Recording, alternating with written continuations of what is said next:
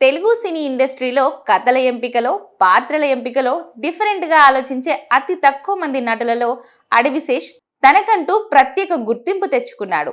క్షణం, గూఢాచారి, మేజర్ వంటి సినిమాలతో మంచి హిట్స్ అందుకున్న శేష్ కేవలం నటుడిగానే కాదు, రచయితగా కూడా తన ప్రతిభను నిరూపించుకున్నాడు.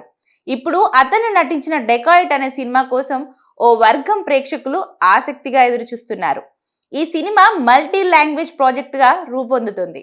తెలుగుతో పాటు హిందీ భాషలోని రూపొందుతున్న ఈ సినిమాకు శాన్హెల్ డియో దర్శకత్వం వహిస్తున్నాడు. గతంలో క్షణం, గూఢాచారి సినిమాలలో సినిమాటోగ్రాఫర్గా పనిచేసిన శాన్యల్ ఈ సినిమాతో దర్శకుడిగా మారాడు. షేజ్ సరసన మృణాల్ ఠాకూర్ హీరోయిన్గా నటిస్తుంది.